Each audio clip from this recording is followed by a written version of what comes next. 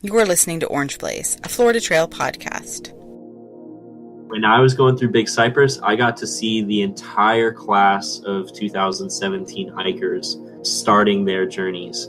And that was without a doubt the coolest thing. That was like just, seeing all these happy, friendly faces, and some faces I even recognized from the Appalachian Trail that year, starting the Florida Trail. And yeah, that was just the most amazing feeling ever to run into all of them. That was James Hoher, otherwise known as Jupiter, and you may be familiar with him already as he hiked the Eastern Continental Trail in 2016 from Quebec down to Key West, Florida.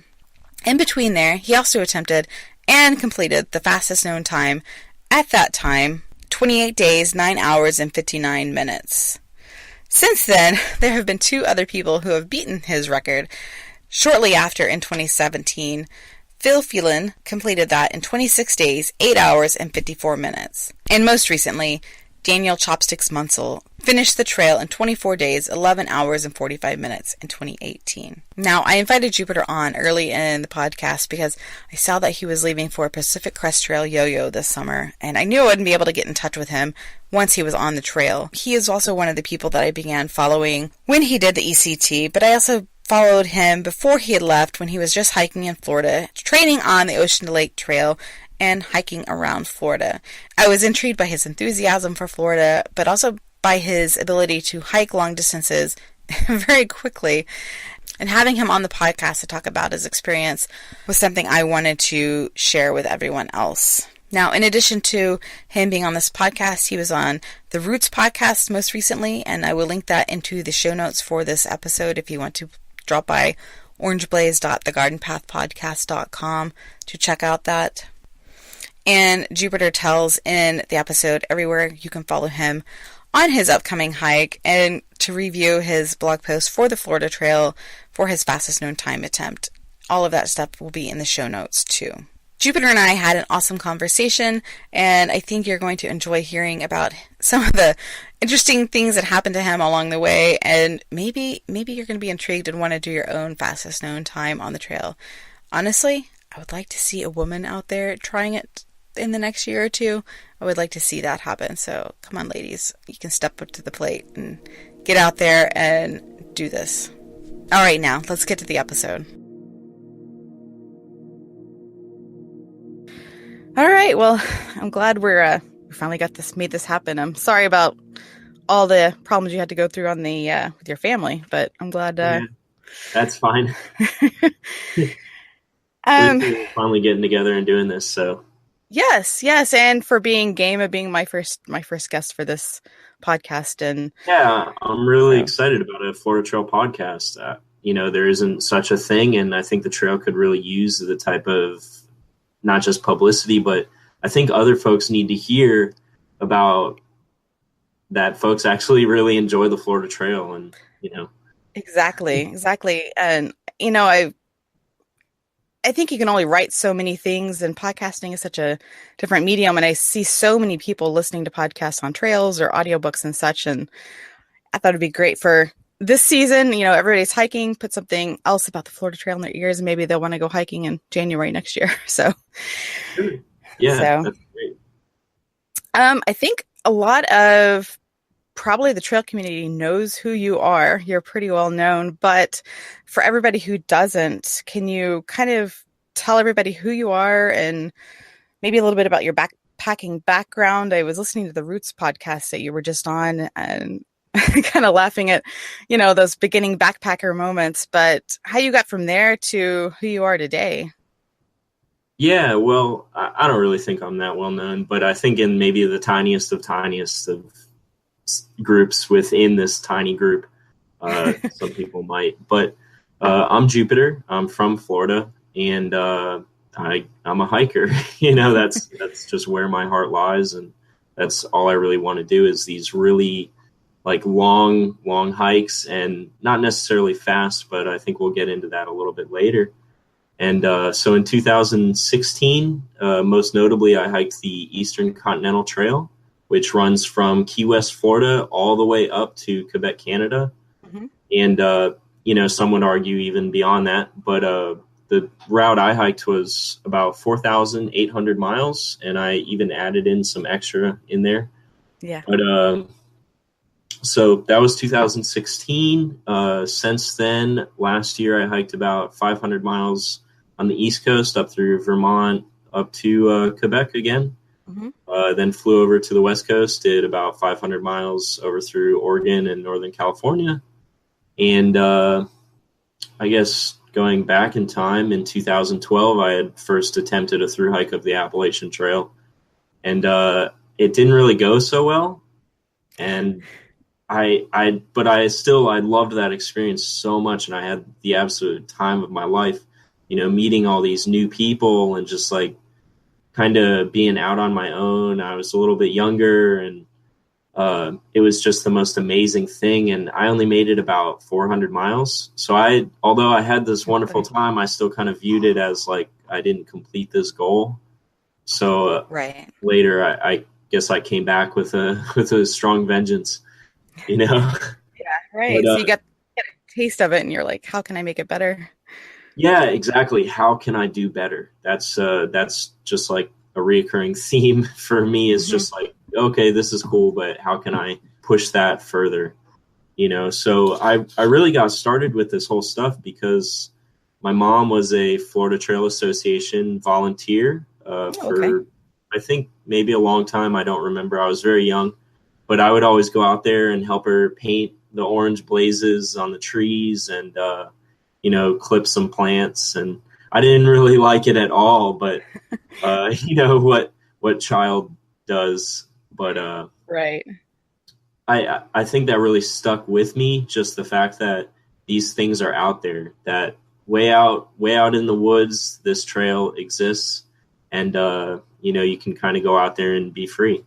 Right. So, yeah. Yeah, and I think a lot of people in Florida especially don't know necessarily what is around them, especially not not just what's in their backyard, but the Florida Trail in general, that it goes through the whole state, and there's a ton of other side trails that the Florida Trail Association maintains too. So, Yeah. And beyond that, just the sheer amount of natural areas we have, Florida has more springs than any other state in the country. More springs. I don't think a lot of people know that. Folks come here for the beaches when right. you have just this amazing network of water inshore too. Right. Yeah. I mean, when we lived in Florida, we got started exploring through geocaching, and I don't know if you've ever done that. And that's how we kind of started stumbling upon all of these natural areas, and then going to Google Maps and seeing all the different green spaces, and then abandoning geocaching and for hiking. So, yeah. So there's just so much. I just loved Florida, living there and seeing what was there to offer. And I'm glad you got the chance as a kid that your mom was able to introduce you to all of that. So, yeah, me too. I guess maybe yeah, isn't as my life is going off in this weird direction, but I'm very happy with it, and I feel like I'm more happy with it every single day. So, right. Yeah. So I guess I was going to say start with ACT, but at the same time, I also think that you trained a lot on the Ocean to Lake Trail, and that's a segment of the Florida Trail that I think a lot of people don't really know about. Can you talk about that section a little bit and kind of how you use that to prep for the ECT and your further adventures? Yeah, it's Ocean to Lake Trail is a spur trail off of the Florida National Scenic Trail, and it's roughly 61 to 63 miles. Yeah. Somewhere right in between there, and it runs from Lake Okeechobee to the Hobe Sound Beach, or vice versa, the Ocean to Lake Trail. Right. It's got these two, regardless of where you start or finish, it's got these two really awesome termini, where you're either ending at this massive lake where you can't even possibly see across it. It's I don't know, maybe 1/3 the size or 1/2 the size of Rhode Island. Mm-hmm. And or you have the beach where you finish or start with your toes in the sand and the salt water. So since you're starting off with coastal, you know, you go through these sand dunes and it's really hilly, and just that, I find that really fascinating. But as you get west, just the terrain changes so much and so quickly. One of the things I love about the trail the most is just how often it is changing and how many different like styles of natural areas you go through in just 63 miles. It almost seems like every couple of miles you're in just like a completely different area, either underneath these like great oak hammocks, or you know, just palm trees, or the sand dunes, wetlands and swamps, and it's really incredible. Right. So yeah, I learned about that. My first ever backpacking trip was on that. I didn't even really realize it. Just hiking with a couple of friends, and they knew better than I did. But yeah, so I I came back from the Appalachian Trail in 2012, and I kind of wasn't really going through the best time in my life, and I was living in Gainesville, Florida, and I moved back to Jupiter, Florida. And I guess I was just looking for an excuse to get out of the house and something to do. And just like resonating in the back of my mind was this like backpacking experience on the Appalachian Trail, and backpacking with my friend Sarah and Morgan and Chris. And, you know, so I started going out onto the Ocean Lake, and it's kind of right in my backyard a little bit. I live just a couple miles off of it. And, you know, one little 4 mile trip turned into a 6 mile trip to 10 mile. And before I knew it, I was out there twice a week, every single week, camping. Every single day I had off, I would leave work, grab my backpack, head into the woods, and then the next day I would have the whole day to hike. Right. You know, so I did that for about a year. And as you were saying, not a lot of people know about this trail, this beautiful trail here that just kind of like snakes through all the urban areas, and it amazingly stays in just like natural land and public land the entire time. Or maybe not public, but yeah, I think so. Yeah, I think it's pretty much all public. I mean, somebody, maybe even just like the water management district may own a couple of the Yeah, parcels, but definitely water yeah, management. yeah. But so I just started going out there all the time, and you know, just racking up miles. And I started hiking the 60 something miles end to end. Just, you know, every chance I got, I was taking off time from work to do that. And I started questioning with myself, like, what do I want to do with this like newfound joy, this newfound happiness that I'm receiving from going out there and hiking and camping and being in the woods. And, you know, so I kind of decided that I really wanted to do the Florida Trail just as a Floridian. You Hmm. know, that really interests me, kind of seeing the entire state in that type of a respect, you know, 3 miles per hour. And I also wanted to do the Appalachian Trail. But Right. I thought that I was kind of picking up my pace and doing a bit more miles. So I thought to myself, like, well, Appalachian Trail would take me roughly like 3 months, and the Florida Trail would take maybe 2 months at the most.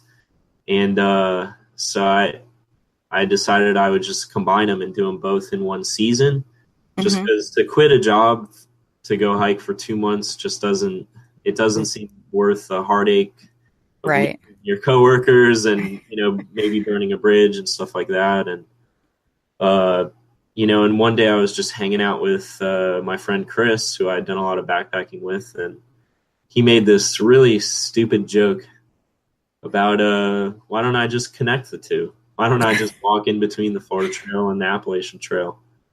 And then later on, we didn't even know about the Eastern Continental, which does that exact same thing. Right. And later on, he made another stupid joke about, well, if I'm going to do the Florida Trail, why don't I just start in the Keys?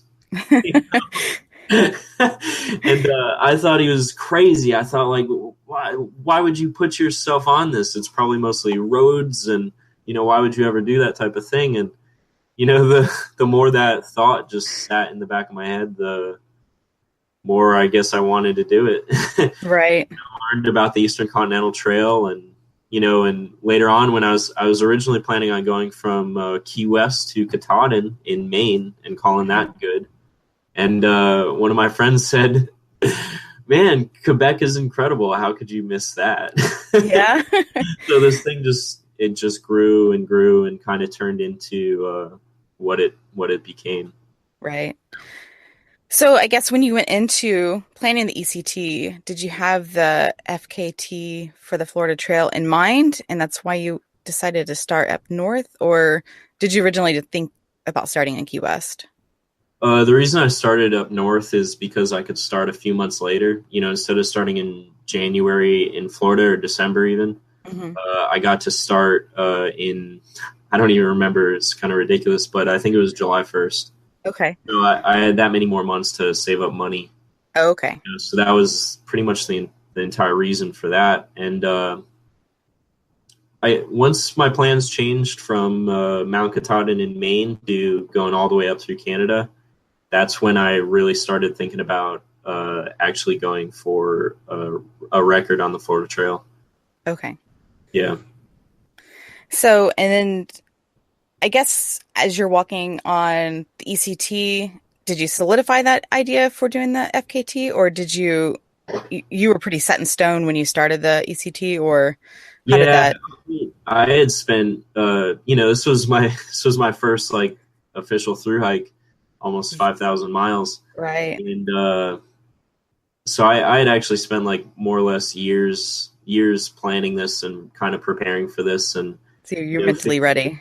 yeah, figuring out my style of backpacking, what I like most, my gear, and all that stuff. So backpacking at home and doing the ocean and lake, I just started. No one ever wanted to go hiking with me because they're scared of the swamps. Yeah. Scared of the alligators and the snakes, which aren't a big deal at all. But I understand the train of thought.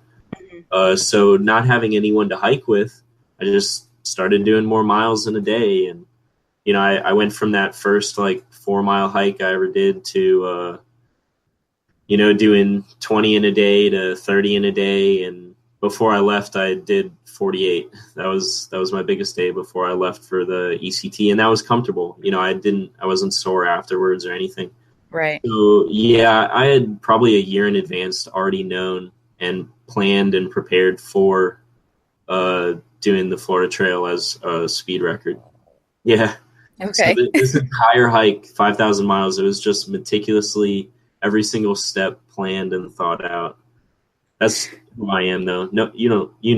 You don't Yeah. need to do that. No one needs to do that, but Right. that's just who I am. You mentioned, I guess I was listening to your Roots podcast. You talking about being a little bit nervous about connecting some of the trails around Alabama.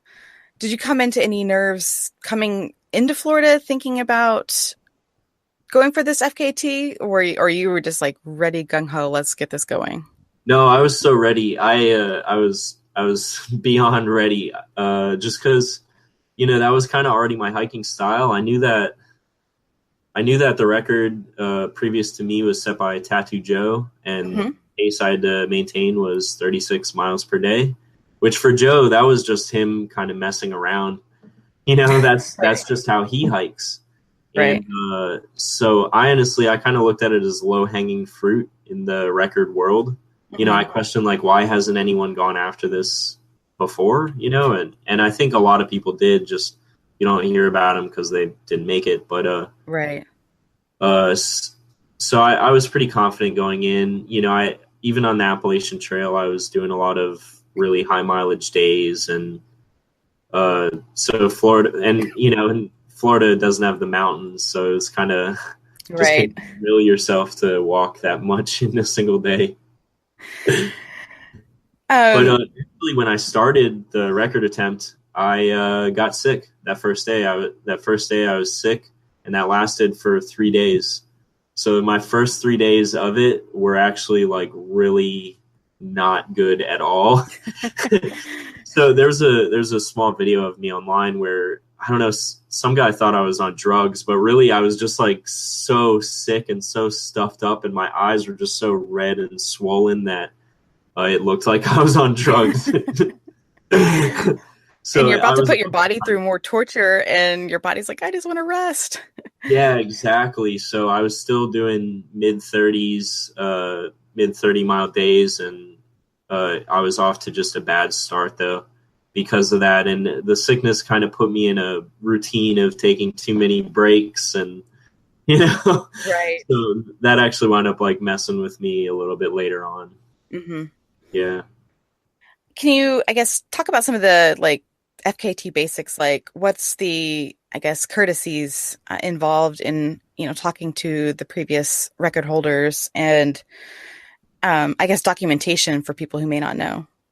Yeah.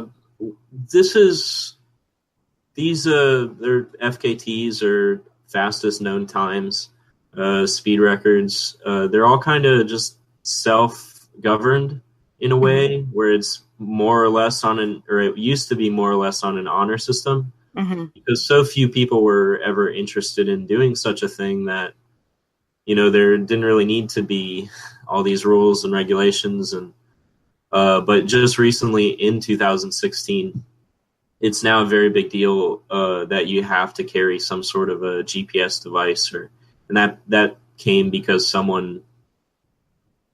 made a that, big someone made a big mistake. oh, And yeah, this person on the Appalachian Trail claimed okay. some things that were That's who anyway. I was thinking of. I was like, I think I knew who you're talking about. I remember Yeah, that. it was a big deal at least that year, and I still hear about it from people. But yeah, so for the longest time, it was just kind of, it was just a bunch of hiking nerds that liked walking big miles, and they all kind of reported in on this one forum, fastestknowntimes.com, and uh, there was these rules or sort of standards, sort of almost like paying your respects to the guys before you, Hmm. where I think either set by Scott Williamson, a PCT legend, or maybe Peter Balkin himself, which he's kind of the one of the governing officers of these records. Hmm. And you're supposed to, pay your respects. You're supposed to contact the guy who holds the record currently, and tell him that this is what you're up to, and you're supposed to kind of follow in the same path that they did. So uh, if they went west around Lake Okeechobee, you got to go west around Lake Okeechobee. If they didn't Oh, okay. hitchhike at all, like a lot of hikers will hitchhike into towns, Right. it's off trail miles. But if they didn't do that, if they walked those miles into every single town, then that's a standard you're supposed to adhere to. Right. You're supposed to document everything as thoroughly as you possibly can, just because that you're supposed to be providing all the proof. If anyone wants to Right. dispute you, you should have enough evidence to just lay their claims to rest, or vice versa, or whatever.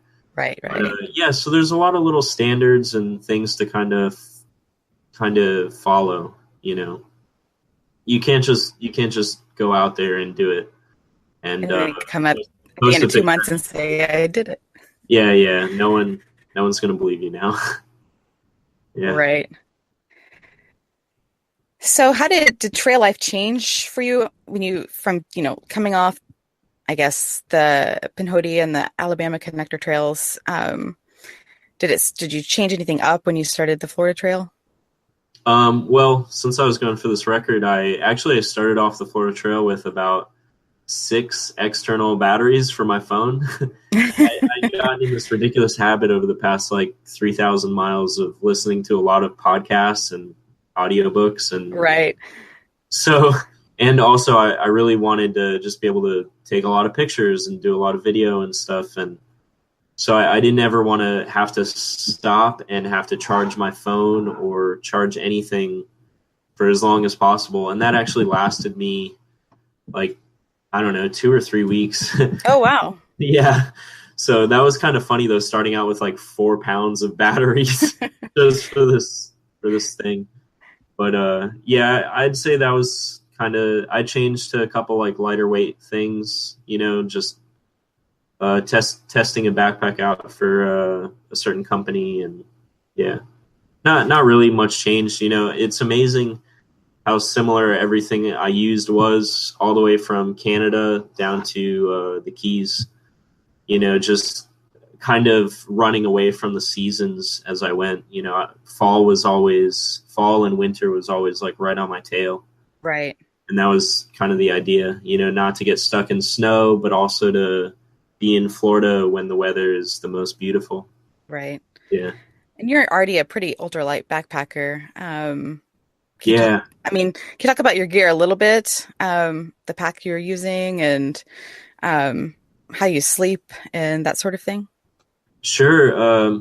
Well, on my first ever hiking trip, or my first ever backpacking trip, I carried I just didn't know what I was doing. I didn't know what backpacking meant.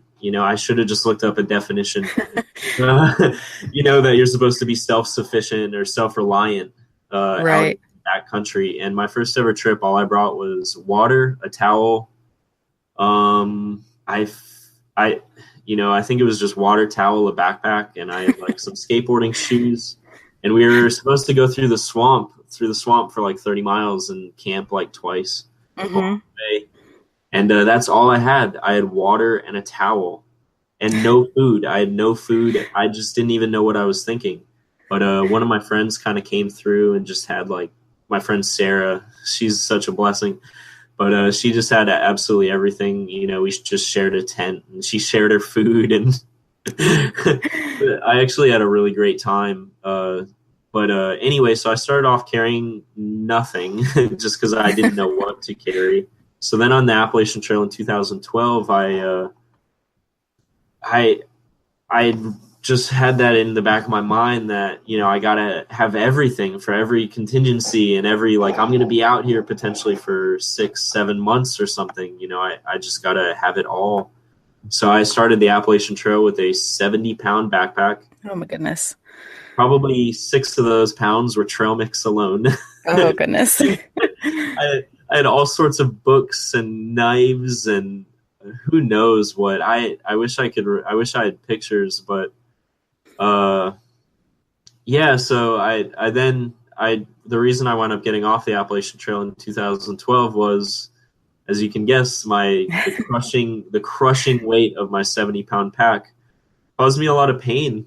Yeah. It actually I wound up having all these ankle problems and foot problems, and I just remember like my last 10 or so miles on trail or 15 miles on trail, I just cried the whole way because I was just in so much pain with every Oh my step. goodness. Yeah.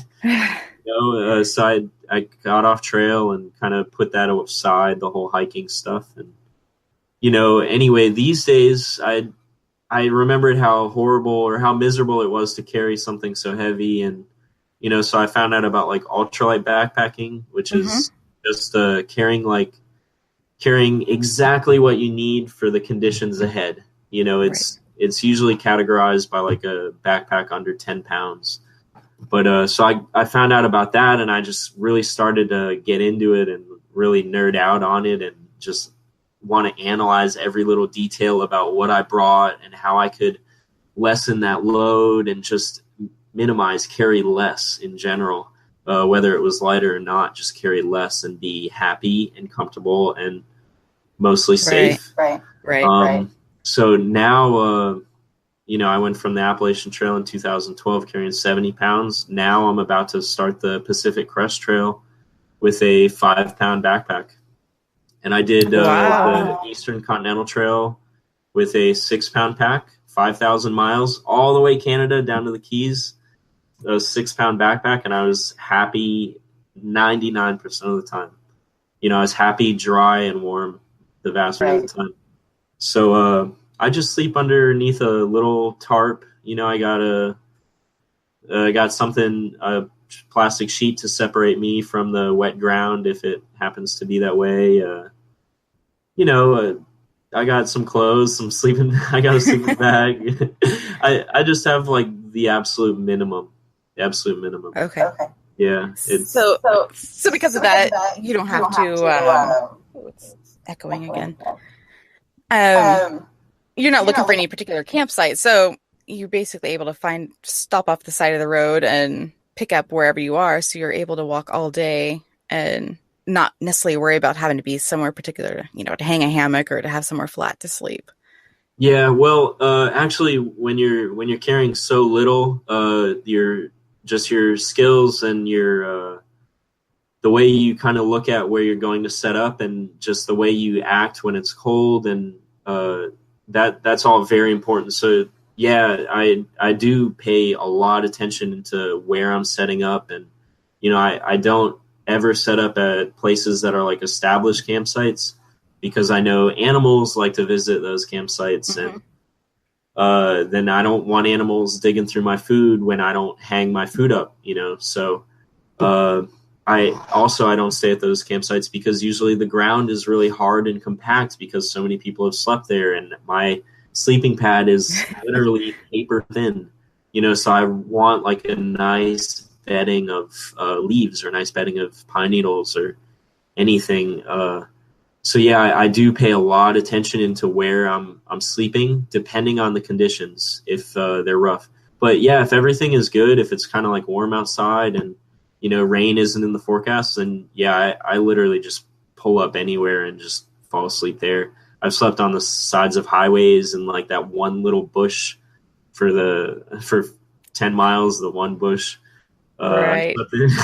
I've slept in people's yards in Canada and Alabama, and but if I set up after dark and I leave before morning, and I leave absolutely no trace of me ever existing, then I'm only there for a brief moment in time.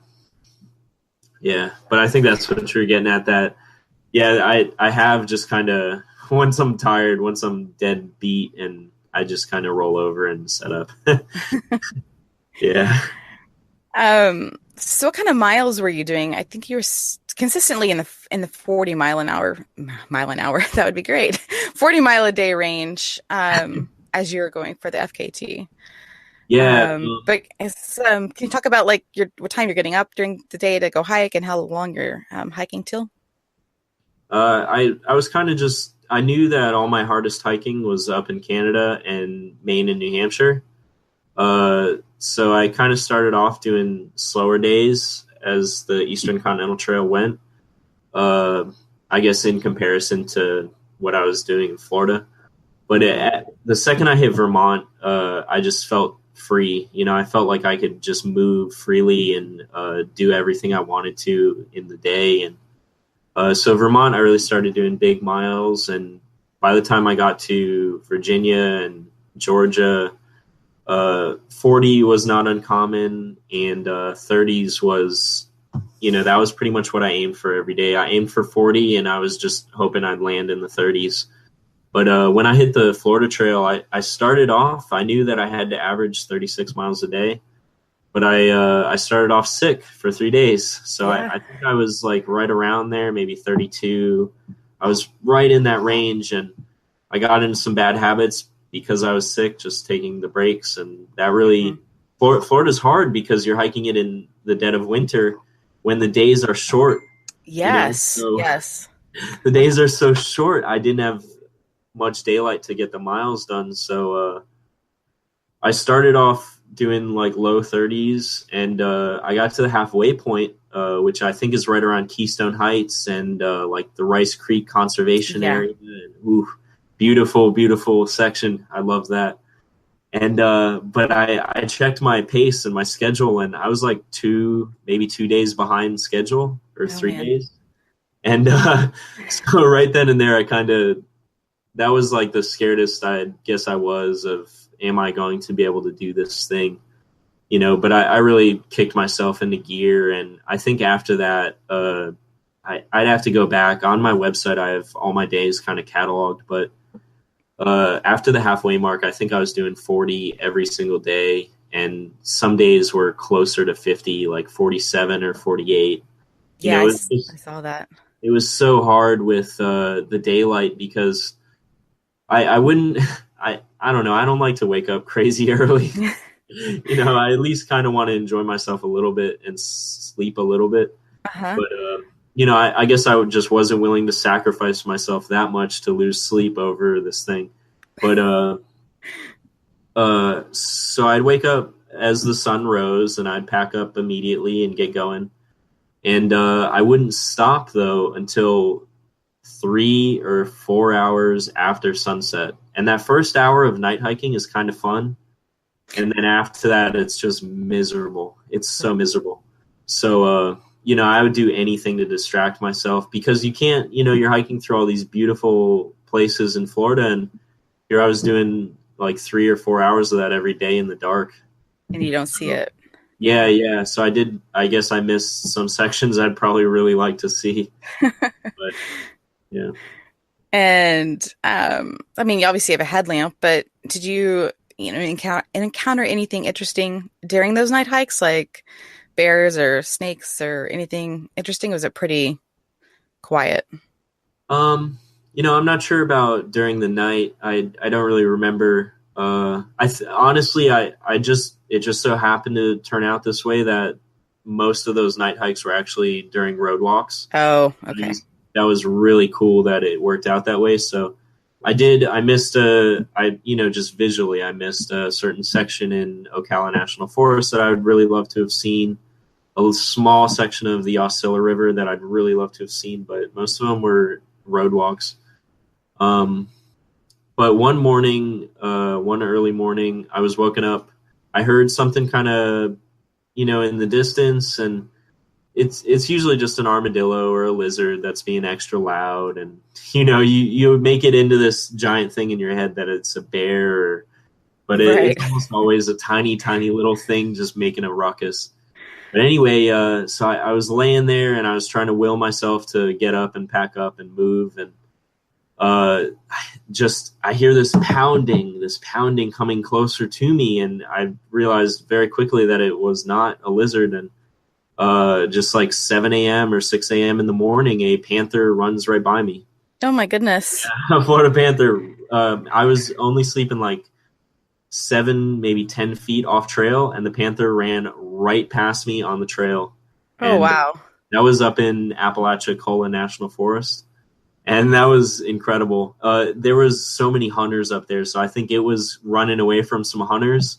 Right. Early morning. They're No, all they're not out. hunting panther, but they're all just like teaming through the forest. So it was running away from them and just stumbled upon me. That was probably He the didn't talk craziest to thing I you. saw, I think. You know. Right.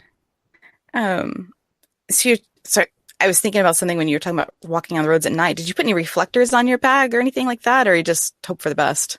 No, I ordered I had ordered I was hiking in the middle of hunting season, which I don't recommend at all.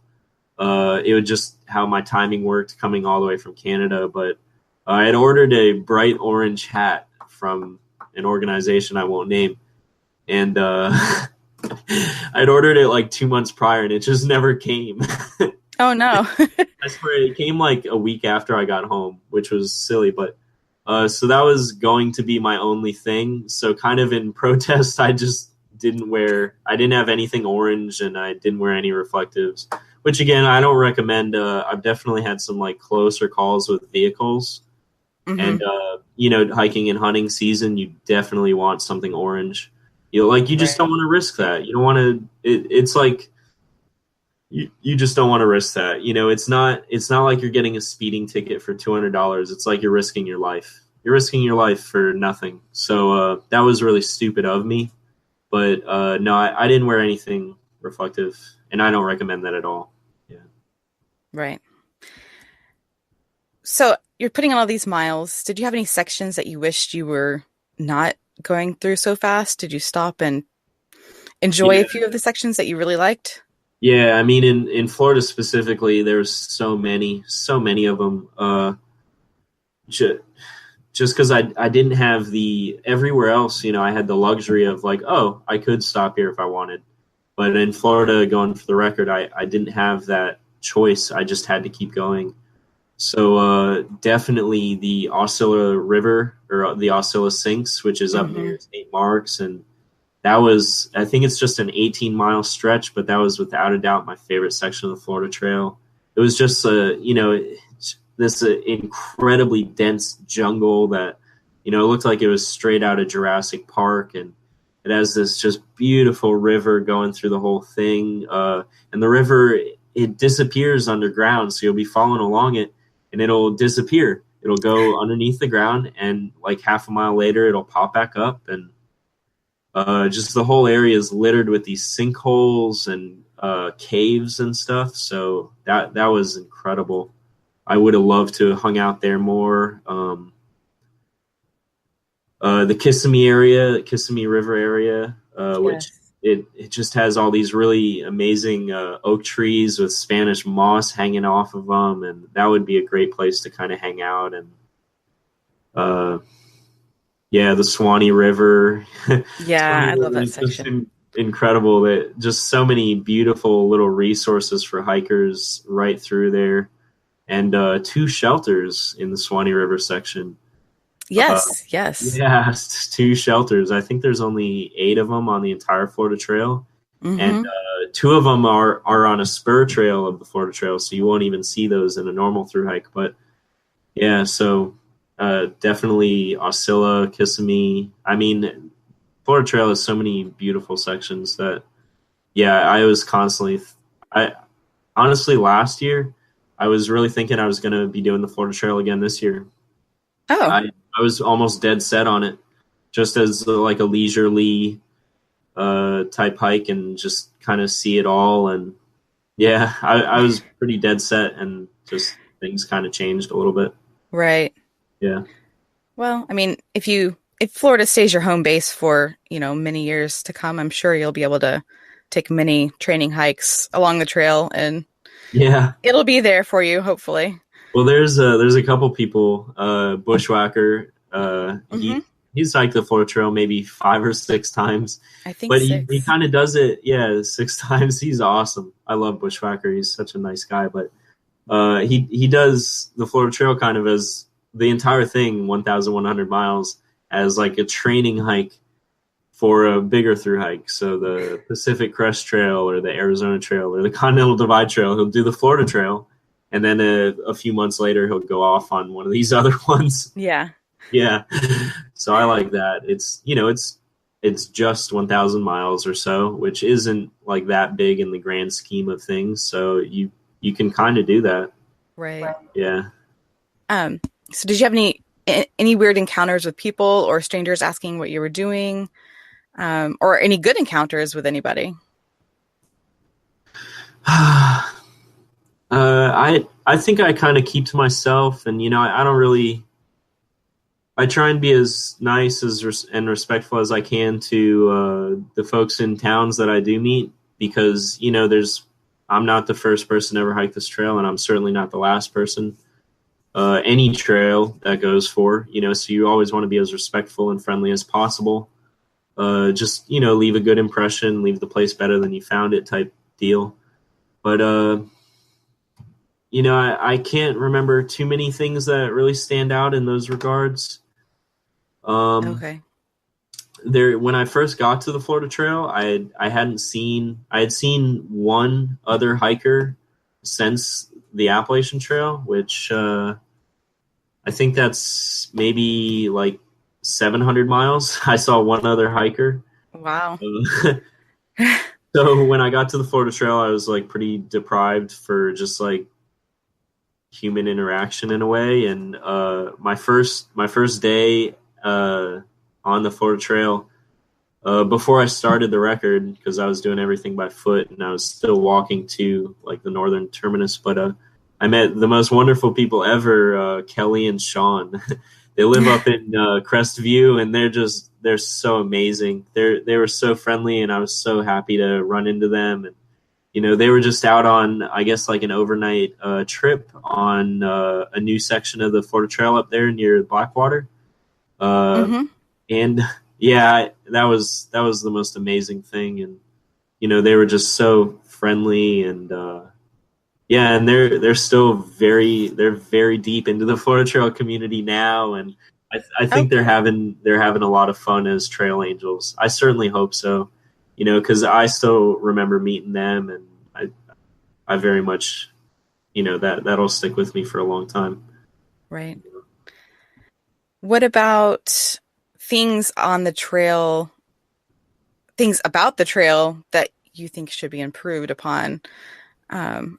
Obviously, road walks, elimination of road walks, but did you see anything else that mentally that you thought would be that we'd hope would be beneficial to change in the future?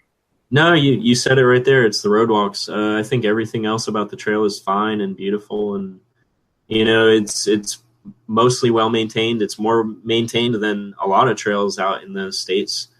It's very well marked. It's Sandra Friend and they do a very amazing job with resources for the Florida Trail from Mm-hmm. FloridaHikes.com. Doing the guidebook and then having the app, and uh, it's it's not like we're gonna put boardwalks over every swamp. That'd be Right. boring. It's the road walks that's it, man. I just had a really good friend go out and attempt the Florida Trail, and the only reason he quit was because he just he didn't feel like walking the roads, and he didn't feel like hitching the roads either. So Right.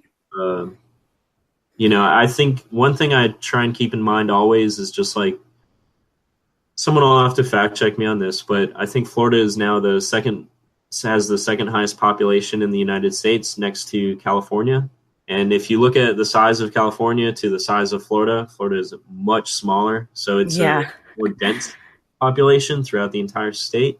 So it is amazing that we even have this trail and we have all of these natural areas that are so amazing and beautiful, and for us to enjoy. And so yeah, the roadwalks that'll probably always be a thing, but and every single year there's less of them.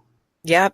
I do wish there was just like one really big push to get rid of a lot of them in some way or another. Right. Either buying the land around them, or maybe forming relationships with those like farmers, or just something.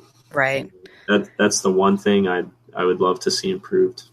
Yeah, I tried to go into the roadwalks. I mean, the ones that are on like the state highways, like State Road 60, and the ones that are busier are harder to mentally work yourself up to. But Yeah, the country roadwalks didn't bother me nearly as much because, they weren't so busy and you at least saw some scenic things. And I think the most frustrating part for me was definitely worrying about, where I was going to camp that night and having to, because I'm that's not a a big mileage person like you. well, You have to make even that, 30 miles to go camp. So, and there's one roadwalk I can remember that, like, along the way, I don't. It's like 40 miles or something, and along the way, I don't remember a single place you can pretty much, like, there was an RV campground almost right at the start of it, and then that's like it. yeah, So yeah, I don't know. I don't blame anyone if they want to hitch those roadwalks. Just so they can experience the Florida Trail and see the Florida Trail. If they want to say they through hiked, great. yeah, I don't blame them at all. I think that's awesome that they're getting out there and they're enjoying it in the way they want to enjoy it. I don't think you should necessarily force yourself to do those things, but right. I myself, and I understand other people's perspectives of just have to walk every single step. Yeah, yes. Like, I wasn't even hitchhiking into towns off trail, but I until the Florida Trail Association or something changes in that regard, then Yeah, do your thing. Enjoy it. right. I almost wish there was like bike stations at the roadwalks so you could bike those sections or something to make it a little bit easier. I don't know, man. Or hiking in some Heelys, Yes. down the roads. Yeah, we did our first like ever slack pack on a road walk with a trail angel offered to slack us. And I'm like, and it was weird for us because that was not something we did on the AT. It was like slack pack. No, that's not the way you do things. I mean, no offense to people who do that, but so we obviously did it on there. And I was like, it was amazing because you didn't have all the weight on your pack. Your feet didn't hurt nearly as bad. So, Yeah, sure. so. Yeah, I change up how sometimes I'll walk backwards down the road. I'll go fast, I'll go slow, I'll walk in the grass, I'll walk in the side, I'll walk in the middle of the road. You don't Oh ever do yeah. that Yep. because the sides of the roads are at a tilt. They're at an angle. Yes. So that will mess your feet up a little bit extra too. Yeah. But hopefully this conversation in another 5 years will be Right. a relic of the past. It's like I roadwalks on the Florida Trail. I mean, there's a couple of nice bike paths, but I don't know any roadwalks. right. So, I give can it some dream. time. There's a lot of potential for a really, really, really fun trail out there, and it already is with just the few little blights along the way. Right. Yeah. Right. So let's back go back to your FKT, and as you're wandering down those final miles in Big Cypress, what was going through your mind? Um. Well, the night prior, I had a couple friends who I was hiking down in Big Cypress, which it's only so many hours, like 3 hours away from where I live. Anyway, back home, I had a bunch of friends who were running a 200K, self-inflicted sufferfest. Not official or anything. It was a round trip of the ocean to lake. So they were going ocean to lake, back to ocean Hmm. for 128 miles or something.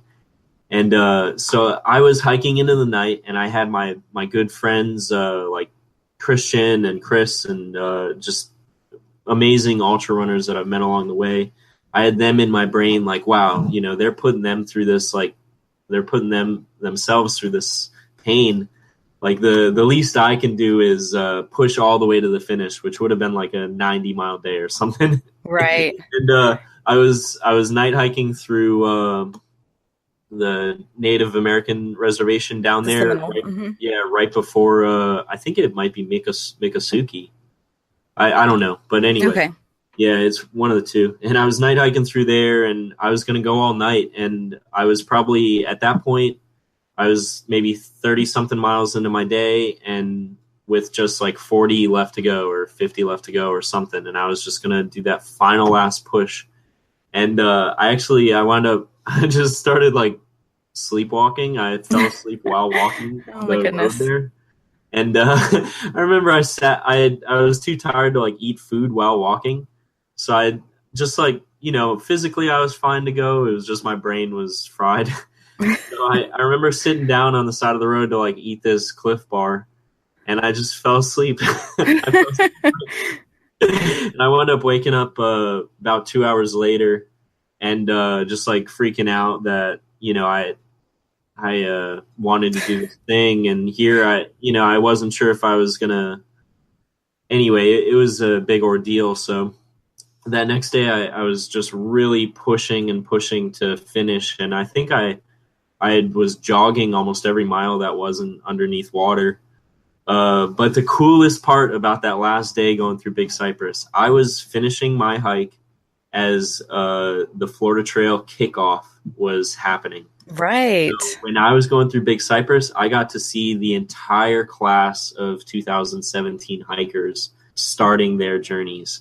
And that was without a doubt the coolest thing. That was like just seeing all these happy, friendly faces, and some faces I even recognized from the Appalachian Trail that year. Oh wow.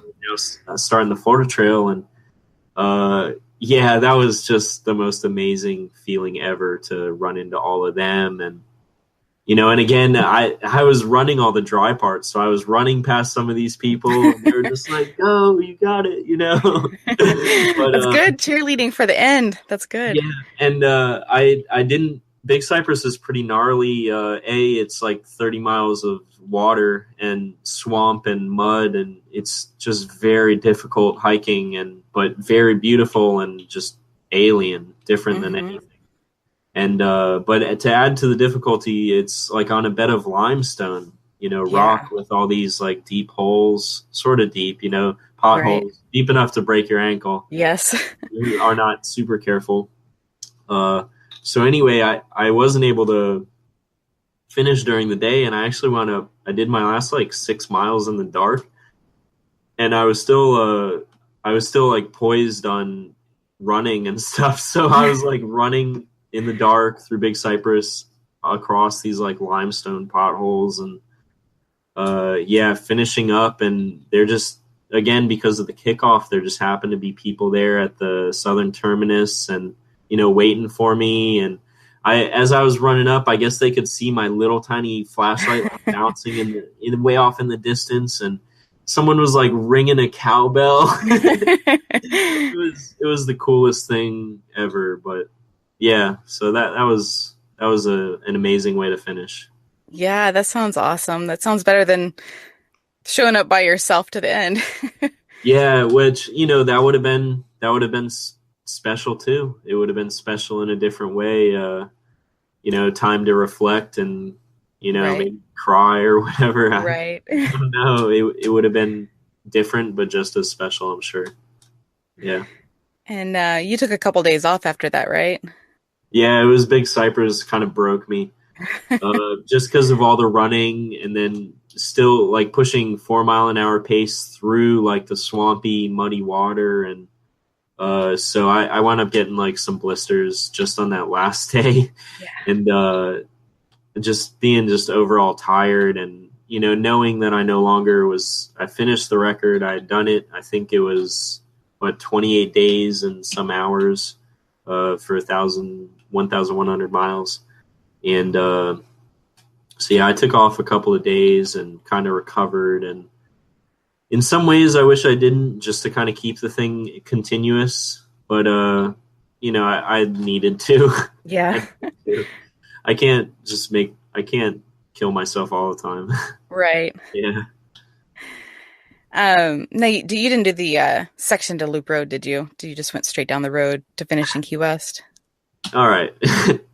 Me and my friend Chris Bell, we had done the section from Loop Road to Oasis like a year prior. Okay. And it is amazing. It is maybe even the most scenic section of Big Cypress, just because I don't know, it's more dense. It's It's remote. It's so yeah, different. Yeah. even more remote, and so that is an amazing section. And but no, I didn't do that. Yeah. I got on the road and I just started walking. I'm like, I'm done with the swamp for now. I'm just I don't blame you. yeah. What is it? Another 10 miles or something? I think it's 8. Yeah, I just didn't feel like Yeah. I've done that section twice and I love it both times, so. Yeah. I was done. Well, you'd already done 4,000 something miles, so again, don't blame you. So, Yeah, at that point, finishing up the Florida Trail, I had done 4,600 miles. wow. So, yeah. And then how did it feel to end at Key West? I don't know. It was just, I don't know. I guess hard to put into feelings. I mean, the Keys was amazing. I loved that last 100 miles walking through the Keys on the Overseas Heritage Trail. Mm-hmm. I would honestly do that again. I would do that last 100 miles again.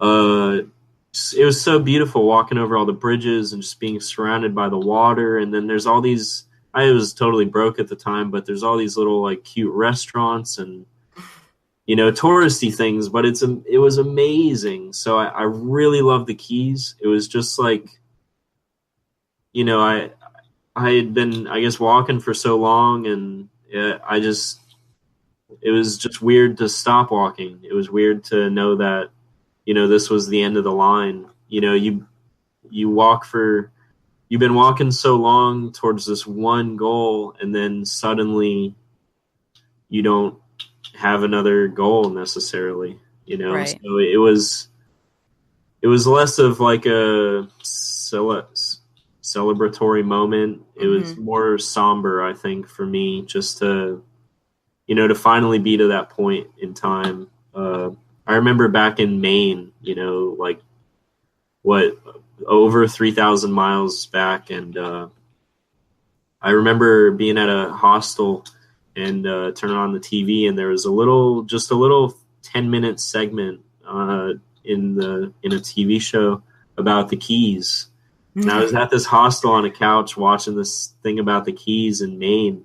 I started crying. Just because that was the ultimate destination. And so finishing up, I think I was almost like a walking robot. I was still enjoying myself a lot, but I think my brain was just, I don't know, I didn't know where I was going after that, I suppose. And Yeah. it maybe post-trail depression starting already. Right. I don't know. Like I said, still happy and still loving being there, but just Hmm. knowing that it's about to end was hard. Right. Well, that sounds like an amazing adventure. That's for sure. It really And was. Yeah. I mean, I won't say never, but I'd probably do the thing again. yeah. Maybe Do you, one day it'll just call to me again. You never know. well, you might be the future Nimble Nomad the second. I don't know. Jupiter Nomad. Just hike Yeah, all I the guess we'll trails. we'll see how the trajectory of my life goes. But I guess for those who don't know Nimble Nomad, he was the second person to ever do the Eastern Continental Trail, and I believe in maybe the last 20 years or so. Someone needs to do better research than I have, but I believe maybe only 20 or so people had done the Eastern Continental Trail. So Right. about one per year, and I think that's really interesting. One per year is successful. Who knows how many attempt it? Right. But Nimble Nomad was the second person ever, next to, I want to say his name is John Brinda. I'm I'm not sorry, I'm so sure. sorry to this person. But Nimble was the one who kind of gave it its name, and he popularized it with his book 10 Million Steps, which is a fantastic book. He starts down south, and in the swamp, and he had a heck of a time. That's for sure. Right. So yeah, Nimblewell has gone on to hike, I want to say about 40,000 miles. And he started hiking in like his 60s. Yeah. So just he started walking and he never stopped, really. Yeah. He's circumnavigated the entire United States. He's done it all. He's Right. done it all. And he has an interesting style and philosophy behind it as well, but we'll see. I would definitely love to continue doing these big long trips, and this year I'm setting off to attempt a yo-yo on the Pacific Crest Trail. Hmm. So starting in Mexico and hiking all the way up to Canada, and then all the way back down the same way I came to Mexico for hopefully a wonderful 5,300-mile trip. I think it'll be good. I think Yeah, it'll be me good. too. I'm really excited. Yeah. Um, I guess to wrap up, do you have any final words of wisdom for people who may be coming out on the Florida Trail next year? Because it's probably wrapping up this season, but or people who are thinking about going on the Florida Trail, anything you would tell them? Yeah, keep it fun. Keep it fun. And if you're ever down, just, I don't know, there's so many amazing little places along the way. And, just try and stay positive because, not every single day is beautiful sunshine. And, Right. but in that rain or in that road or whatever it is that may be bothering you, there's always something special about it. And when you're finished, you will miss those things. You will miss those. You will miss getting soaked, and you'll miss everything. So, be happy, be friendly, and appreciate it. Right. Yeah. And where can people follow your PCT journey? Just look up Jupiter Hikes. One Okay. word, Jupiter Hikes. I'm on Instagram. That's where I post most everything. I recently released a sort of documentary about my Eastern Continental Trail hike on YouTube. So if you search Jupiter Hikes, you'll find a 35-minute video that depicts, and through video, I think it came out great. Yeah. But 35 minutes from Quebec all the way down to the Keys. And yeah, I have a blog if you want to go back and read sort of anecdotes from this past hike, or if you want to read about this future hike. Hmm. So Jupiter hikes, I'm not too hard to find. All right. Thank you again for taking the time out before you head out to the PCT and getting this podcast going and helping me launch this thing. Yeah, thank you so much for doing this. And for people who don't know, you were on the Trail Show once talking about the Florida Trail. Yeah. And the Trail Show has gone on to be a very successful podcast. And It has. I think I loved that episode. I think you did the most amazing job of just really selling the Florida Trail and, talking about what's so amazing. And I hope I even got close to that here. So, Thank you. Yeah, thanks for inviting me and thanks for doing all this. Thanks. I look forward to future episodes. All right.